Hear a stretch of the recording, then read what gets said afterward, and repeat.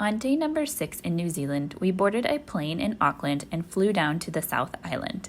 We flew into Queenstown and then drove to our Airbnb, which was near Wanaka. The windy, mountainous road there reminded me of similar roads we drove in Norway. The next morning, we hiked the beautiful Hooker Valley Track and Tasman Glacier Track, then headed to explore the beautiful town of Lake Tekapo. Bags are packed, are you ready to go? This time tomorrow we'll be on the road, riding with you into sunnier days. I wouldn't want it any other way.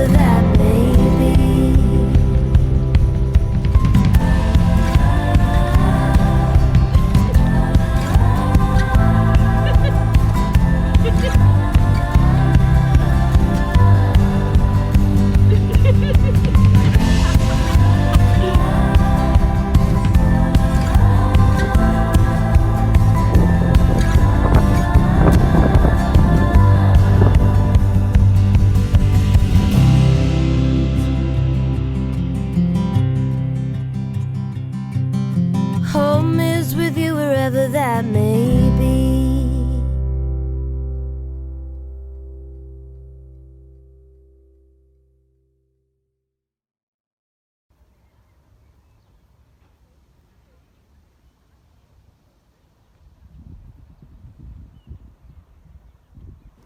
On day number 8, we hiked one of the most beautiful and challenging hikes of the trip, Roy's Peak.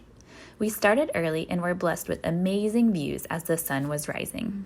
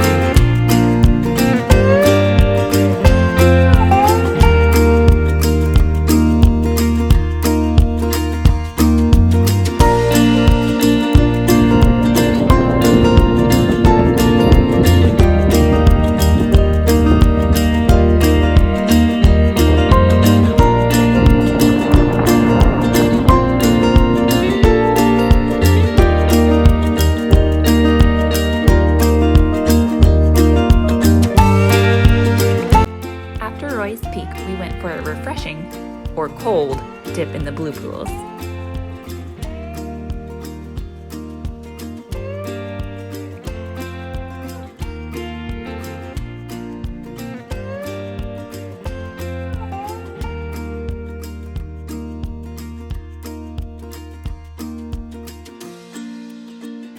Yep.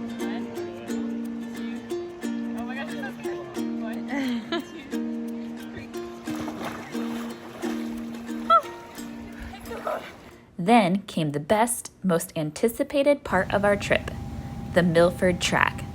This was a wet, cold, beautiful, fun, did I say wet, adventure.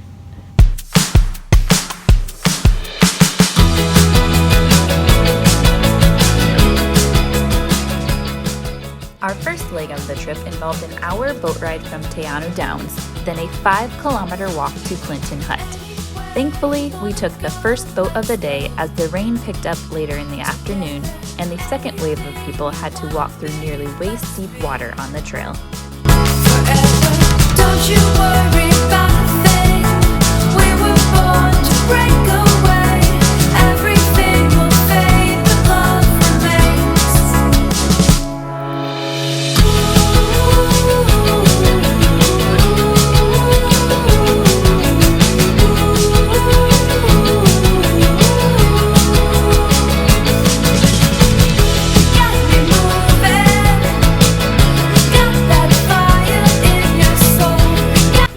The second leg of our trek was our only sunny day and involved walking 16.5 kilometers, which is a little over 10 miles.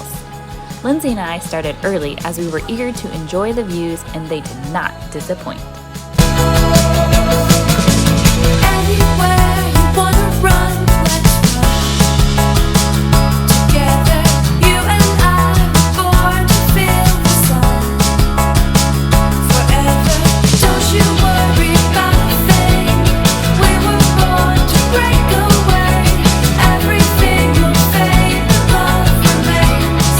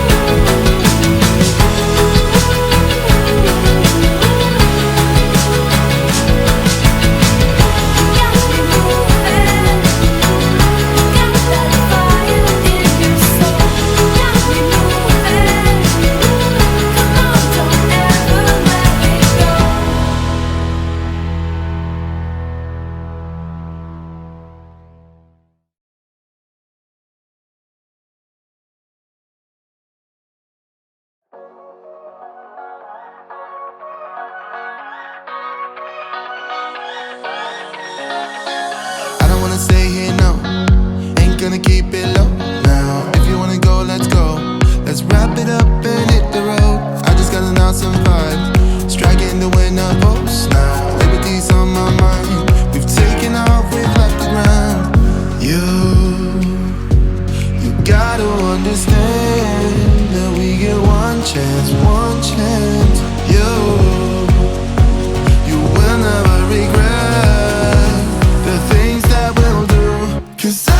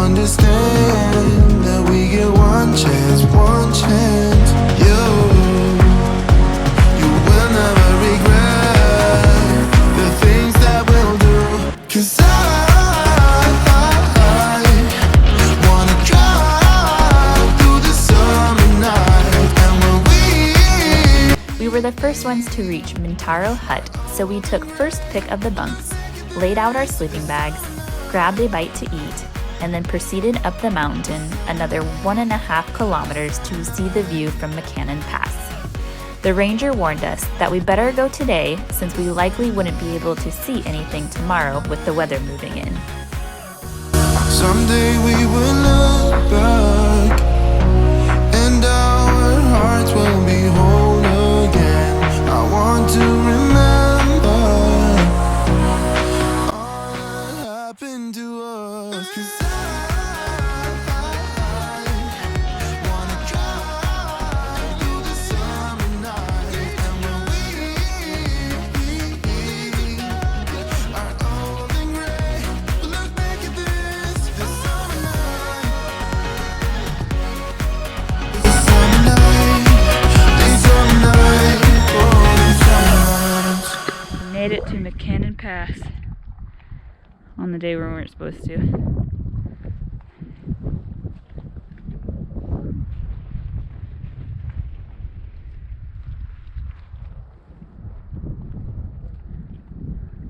Yeah, we did it in an hour. So cool. Ooh. Oops.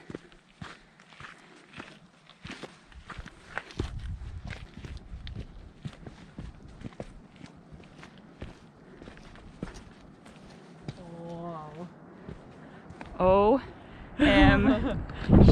Y'all, that's a straight off drop right there.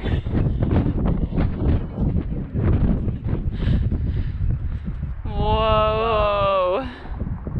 And we're not going to be able to see any of this tomorrow. Nope. This is our day to see it. Y'all, seriously.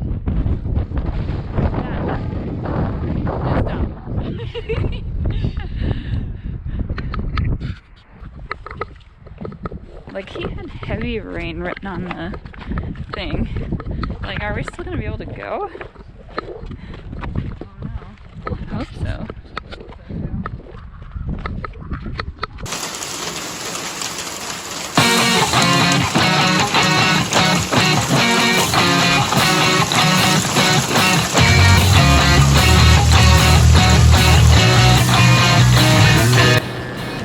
It rained so heavily through the night that the ranger received a call in from Teanu, stating there was flooding on the trail and we had to stay an extra day at Mintaro Hut.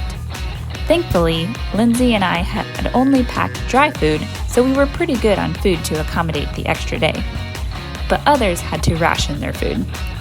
However, we were very jealous of the hot coffee and hot food others were able to make because they brought the necessary supplies. So, for a full 24 hours, we were holed up in Mintaro Hut with 38 other people from around the world. We played lots of card games, talked, and warmed by the fire. At one point, we all got cabin fever and decided to go for a swim in the floodwaters up the trail. The water was freezing!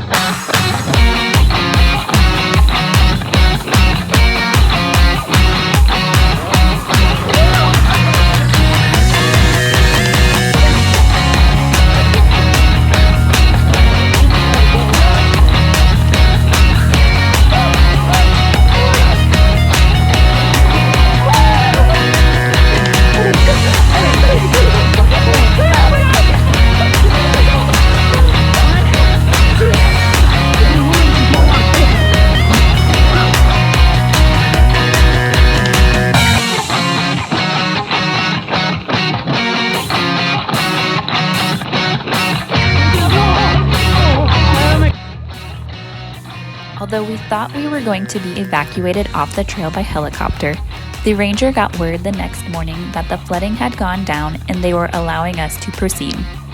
It had not stopped raining and the winds were fierce. There were 100-kilometer winds at the top of the pass. It was extremely scary and the wind knocked me over several times. We don't have much footage from day 4 on the trail, but one person was able to capture this video.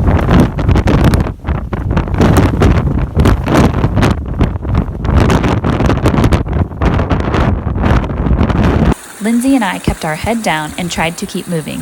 When we eventually made it over the pass, it was like walking down a waterfall.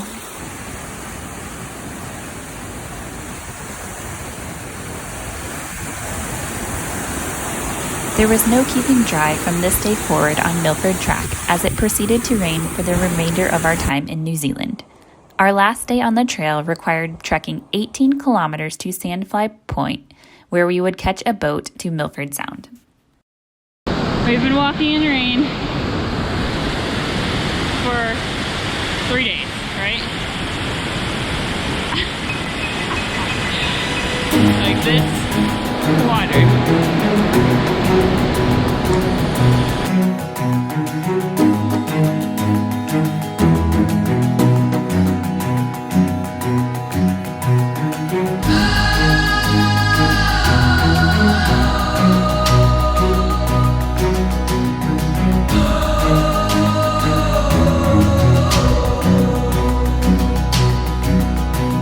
Now it's thundering, lightning, and it recently hailed on us. And this is the bridge. This is supposed to be a bridge. It's full of water.